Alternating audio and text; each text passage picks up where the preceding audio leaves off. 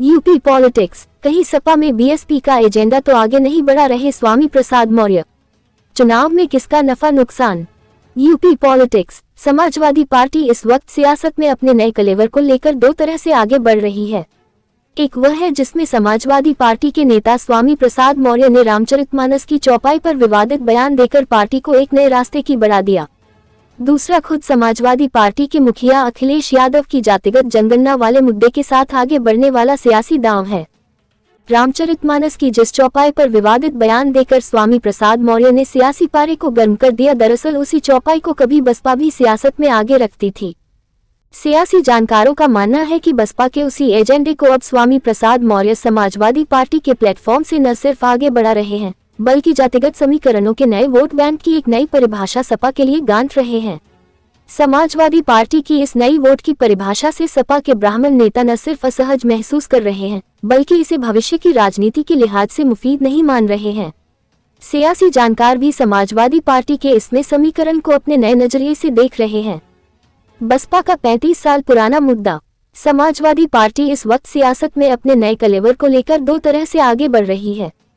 एक वह है जिसमें समाजवादी पार्टी के नेता स्वामी प्रसाद मौर्य ने रामचरितमानस की चौपाई पर विवादित बयान देकर पार्टी को एक नए रास्ते की बढ़ा दिया। दूसरा खुद समाजवादी पार्टी के मुखिया अखिलेश यादव की जातिगत जनगणना वाले मुद्दे के साथ आगे बढ़ने वाला सियासी दांव है। राजनीतिक विश्लेषकों का कहना है कि बसपा से लेकर भाजपा तक का चक्कर लगाने के बाद समाजवादी पार्टी में शामिल हुए स्वामी प्रसाद मौर्य ने जिस तरीके से रामचरितमानस की चौपाई को लेकर विवादित बयान दिया है, दरअसल वह तो बसपा का 35 साल पुराना मुद्दा है। वरिष्ठ पत्रकार और राजनीतिक विश्लेषक ब्रजेश शुक्ला कहते हैं कि 1986-87 में जब बसपा को स्थापित करने का दौर था, तो काशीराम समेत तमाम बसपा के कैडर से जुड़े हुए लोग और कार्यकर्ता उत्तर प्रदेश के गांव-गांव में रामचरितमानस की इसी चौपाई को लेकर अपने संगठन को मजबूत करने की अभियान चलाते थे। वह कहते हैं कि बसपा ने इसे लंबे समय तक न सिर्फ मुद्दा बनाया, बल्कि जातिगत समीकरणों के आधार पर अपना वोट बैंक भी जोड़ा। सपा के ब्राह्मण नेता नाराज। ब्रजेश शुक्ला कहते हैं कि बसपा से आकर भाजपा में गए और फिर भाजपा से समाजवादी पार्टी में आए स्वामी प्रसाद मौर्य बसपा के उसी एजेंडे को अब समाजवादी पार्टी के प्लेटफॉर्म से आगे बढ़ा रहे हैं। शुक्ला कहते हैं कि रामचरितमानस की चौपाई पर दिए गए विवादित बयान का सियासी नफा नुकसान किसका होता है और कितना होता है, यह तो आने वाले चुनाव में पता चलेगा। लेकिन एक बात तय है कि समाजवादी पार्टी के नेता स्वामी प्रसाद मौर्य की इस लाइन से पार्टी में ब्राह्मण नेताओं के बीच में नाराजगी पनपने लगी है। पार्टी से जुड़े कई वरिष्ठ ब्राह्मण नेताओं ने स्वामी प्रसाद मौर्य के रामचरितमानस पर दिए गए विवादित बयान का विरोध भी किया था। राजनीतिक विश्लेषक ब्रजेश शुक्ला कहते हैं कि जिस चौपाई को लेकर स्वामी प्रसाद मौर्य ने विवादित बयान दिया, उसका समाजवादी पार्टी में कितना फायदा होगा, यह तो नहीं कहा जा सकता। लेकिन पार्टी के ही ब्राह्मण नेताओं के विरोध से एक बात तो स्पष्ट हो गई है कि कहीं सपा को ब्राह्मणों की नाराजगी का खामियाजा न भुगतना पड़ेगा। सियासत के लिहाज से चुनौती भरा दांव। उत्तर प्रदेश के राजनीतिक विश्लेषक मानते हैं कि ब्राह्मण ठाकुर वोट शुरुआत से ही भाजपा का कोर वोट बैंक रहा है। सियासी जानकारों का कहना है कि जो ब्राह्मण या ठाकुर भाजपा से कुछ हद तक नाराज भी होकर किसी दूसरी पार्टी में जाते हैं, तो वह समाजवादी पार्टी ही है। समाजवादी पार्टी में ब्राह्मणों की हिस्सेदारी और ब्राह्मणों को मिली जिम्मेदारी इस बात की गवाह है कि पार्टी में मुस्लिम यादव फैक्टर के बाद ब्राह्मणों की स्वीकार्यता भी रही है और ब्राह्मणों के वोट समाजवादी पार्टी को मिलते रहे हैं। राजनीतिक विश्लेषक जय सिंह कहते हैं कि स्वामी प्रसाद मौर्य ने रामचरितमानस पर विवादित बयान देकर सियासत के लिहाज से चुनौती भरा दांव तो खेला ही है। सपा को अनुमान है कि इस नए सियासी दांव से बसपा के बड़े वोट बैंक पर दावेदारी कर उसे अपने साथ जोड़ सके।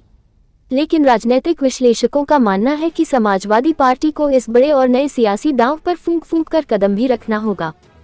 क्या उल्टा पड़ेगा सपा का यह दांव। बसपा से जुड़े रहे वरिष्ठ कैडर कहते हैं कि समाजवादी पार्टी का यह दांव उनको उल्टा पड़ने वाला है। विस्तार से समझाते हुए उन्होंने कहा कि पार्टी का एक प्रमुख वोट बैंक अभी भी उनके साथ जुड़ा हुआ है। हालांकि वह इस बात को स्वीकार करते हैं कि 2007 में बनी उनकी सरकार के वक्त जो सियासी समीकरण थे, वह इस वक्त उनके साथ नहीं है। लेकिन रामचरितमानस की जिस चौपाई को लेकर स्वामी प्रसाद मौर्य ने नया सियासी बखेड़ा शुरू किया है, उसका समाजवादी पार्टी को कोई लाभ नहीं मिलने वाला। वो खुलकर कहते हैं कि जो ब्राह्मण और ठाकुर वोट समाजवादी पार्टी को मिलता था, वह भी इस नए बखेड़े से पार्टी से दूर चला जाएगा। राजनीतिक विश्लेषकों का मानना है कि जिस तरीके से अखिलेश यादव ने एमवाई फैक्टर के साथ साथ इस बार गांव-गांव में जातिगत जनगणना को आगे बढ़ाने की योजना बनाई है, उससे यह सवाल उठ रहे हैं क्या समाजवादी पार्टी सवर्णों को नजरअंदाज कर रही है, क्योंकि समाजवादी पार्टी की बनाई गई नई कार्यकारिणी ने इस बार सवर्णों को खास तवज्जो भी नहीं मिली है। रही सही कसर स्वामी प्रसाद मौर्य अपने बयानों से ब्राह्मणों को निशाने पर लेकर पूरी कर रहे हैं। डिप्टी सीएम ने किया जातिगत जनगणना का समर्थन। सियासी जानकार अनिरुद्ध कहते हैं कि समाजवादी पार्टी के नए सियासी समीकरणों में सवर्णों को खास तवज्जो न मिलने का फायदा भाजपा को सीधे तौर पर हो सकता है, जबकि बसपा के दलित वोट बैंक को साधने के लिए जिस शूद्र राजनीति पर दांव खेला जा रहा है उसमें अब बड़ा वोट बैंक भाजपा के साथ में है। वो कहते हैं कि ऐसे में समाजवादी पार्टी को उनकी इस नई सियासत का फायदा तभी हो सकता है जब भाजपा से दलित वोट बैंक छिटक कर बसपा की ओर न जाकर सपा की ओर आ जाएं। इसके अलावा रामचरितमानस पर दिए गए सपा नेता के विवादित बयान के बाद भी सवर्ण वोट समाजवादी पार्टी से अलग ना हो और पिछड़ों में भी समाजवादी पार्टी भाजपा के वोट बैंक में बड़ी सेंधमारी कर ले, तब तो सियासत का यह नया दांव समाजवादी पार्टी के लिए फायदेमंद हो सकता है। लेकिन सियासी विश्लेषकों का मानना है कि ऐसा फिलहाल कहीं पर से होता हुआ नहीं दिख रहा है, बल्कि सपा के नेता की रामचरितमानस पर की गई विवादित टिप्पणी से सपा के साथ जुड़ा हुआ ब्राह्मण और उनकी पार्टी से जुड़े हुए नेता भी नाराज बताए जा रहे हैं। रही बात जातिगत जनगणना की, तो उत्तर प्रदेश के उप मुख्यमंत्री ने पिछड़ों अति पिछड़ों का साथ देते हुए जातिगत जनगणना का समर्थन किया है। ऐसे में सपा और भाजपा दोनों राजनीतिक दल लोकसभा चुनावों से पहले सियासी कार्ड के साथ चुनावी मैदान में उतर चुके हैं।